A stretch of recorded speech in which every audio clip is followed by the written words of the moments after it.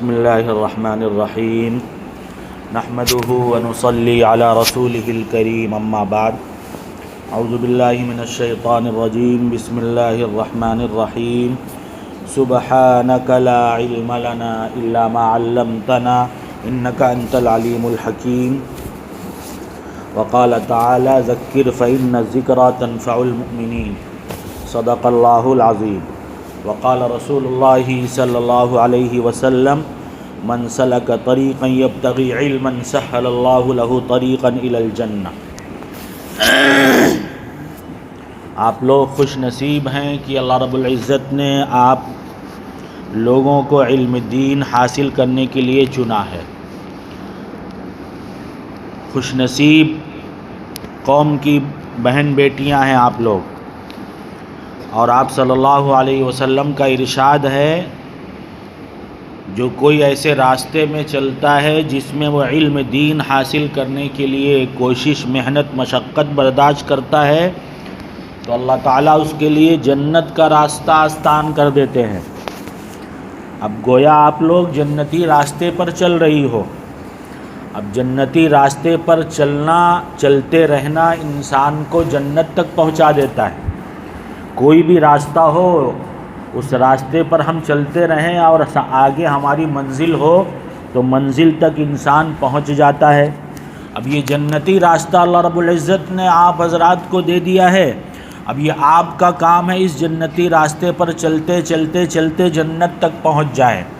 راستے میں دائیں بائیں اگر انسان ہوتا ہے، غلط راستے پہ مڑ جاتا ہے، غلط موڑ پر مڑ جاتا ہے تو منزل سے بھٹک جاتا ہے۔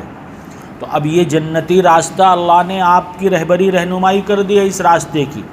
اب اس راستے پر سیدھے چلتی رہیں گی تو انشاءاللہ جنت تک پہنچ جائیں گی، اور بیچ میں خدا نخواستہ نفس و شیطان کے بہکاوے بہلاوے میں آ کر اگر آپ نے کوئی غلط موڑ مڑ لیا، کسی غلط موڑ پر آپ مڑ گئیں تو پھر جنت تک نہیں پہنچیں گی۔ اور ایک بات یاد رکھیے،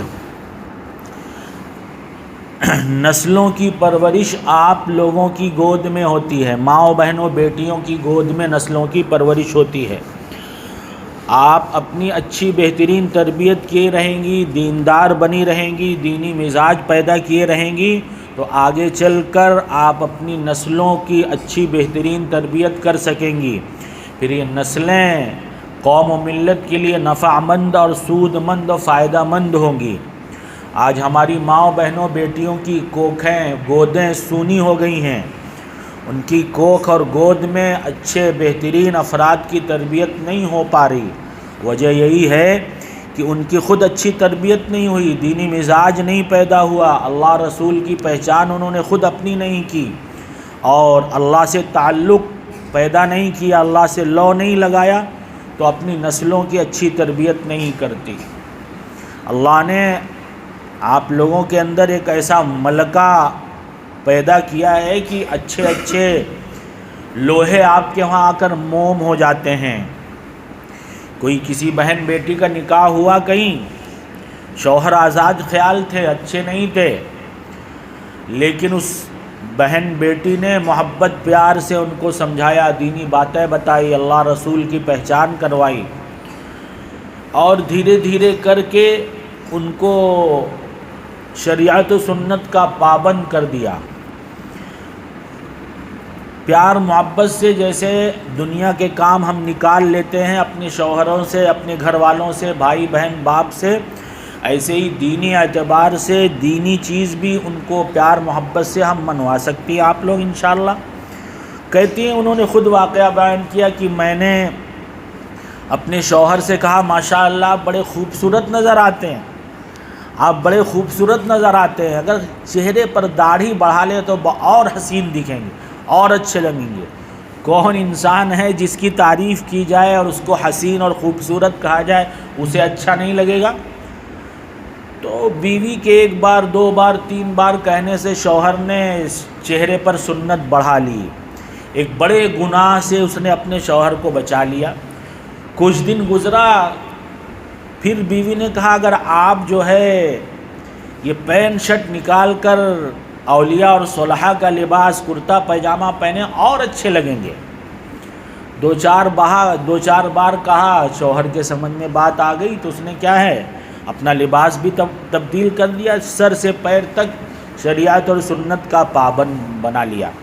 تو اللہ رب العزت نے آپ لوگوں کی ایک ذمہ داری آپ پر عطا کی ہے، وہ ذمہ داری نسلوں کی تربیت، نسلوں کی پرورش آپ کے ہاتھ میں ہوتی ہے۔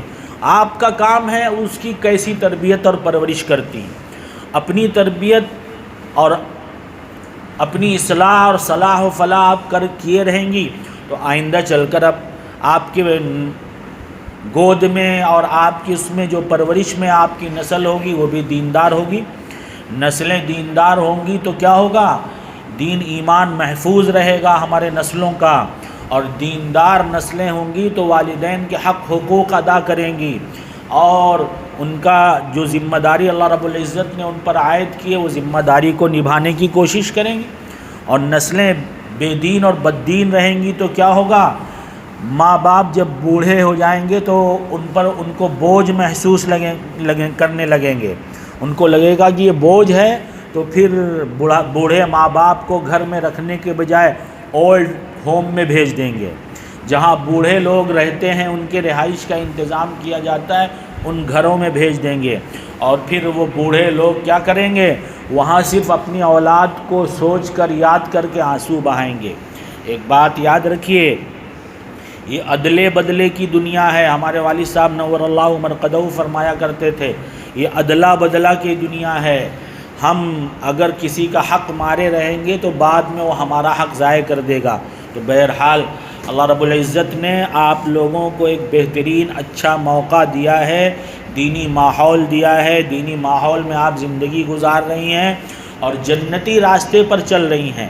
اب اس جنتی راستے پر چلنے کا تقاضا یہ ہے کہ اپنے کو مستقل اسی راستے پر لگائے رہیں، ادھر ادھر بھٹکے نہیں، اللہ سے تعلق مضبوط کر لیں اور اپنی اچھی بہترین تربیت کر لیں، تاکہ کل کو آگے چل کر آپ کی پرورش میں، آپ کی گود میں آپ کی جو نسلیں پرورش پائیں ان کا دین ایمان محفوظ رہے، وہ بھی دیندار رہے گا۔ آخری واقعہ سنا کر بات ختم کر دیتا ہوں۔ بادشاہ اپنی بیگم کے ساتھ بیٹھا ہوا تھا، اتنے میں ہانپتا کانپتا ایک فوجی آیا، کہنے لگا کہ بادشاہ سلامت، بادشاہ سلامت، شہزادے کو جنگ میں شکست ہو گئی، وہ پیٹ پھیر کر بھاگا۔ وہ شہزادہ جو ہے پیٹ پھیر کر بھاگ گیا، جنگ میں شکست ہو گئی۔ بیگم بیٹھی ہوئی تھی بادشاہ کی، کہنے لگی بالکل نہیں، ہو ہی نہیں سکتا، میرا بیٹا جو ہے پیٹ پھیر کر بھاگے، یہ ہو ہی نہیں سکتا۔ تھوڑی دیر کے بعد واپس خبر آئی، نہیں، شہزادے کو شکست نہیں ہوئی بلکہ فتح ہو گئی، فتح یاب ہو گیا۔ بادشاہ حیرت زدہ ہو گیا کہ ہماری بیگم کو کیا خواب آنے لگے یا اتنی ولیہ ہو گئی اتنی بڑی کہ اس کو کشف ہو گیا تھا کہ نہیں، اس کا بیٹا جو ہے پیٹ پھیر کر بھاگا نہیں ہے۔ کہنے لگا بیگم کیا بات ہے، کیسے آپ کو پتہ چل گیا کہ آپ کے بیٹے کو شکست نہیں ہوئی ہے، وہ پیٹ پھیر کر بھاگا نہیں؟ کہنے لگی بادشاہ سلامت، میں نے جب بھی اپنے بیٹے کو دودھ پلایا ہے باوضو دودھ پلایا ہے، بے وضو دودھ نہیں پلایا ہے۔ مجھے یقین تھا کہ میرا بیٹا شہید تو ہو سکتا ہے لیکن میدان جنگ میں پیٹ پھیر کر بھاگ نہیں سکتا۔ یہ قوم کی مائیں تھیں جو اپنی اولادوں کی ایسی تربیت کیا کرتی تھیں۔ ایک قوم کی ماں حضرت امام بخاری رحمۃ اللہ علیہ کی والدہ، بچپن میں انہوں نے کیسی تربیت کیا، ہم نے پڑھا امام بخاری رحمۃ اللہ علیہ بچپن میں نابینا تھے، انہیں نظر ہی نہیں آتا تھا۔ ان کی ماں نے اتنی دعا کی کہ اللہ نے ان کی دعا کی برکت سے ان کو بینا کر دیا، اور بینا ہی نہیں کیا ہے، ایسا علم ان کی برکت سے ان کو عطا کیا کہ آج ہم ان کی کتاب نہ پڑھیں تو مولوی کہلا ہی نہیں سکتے۔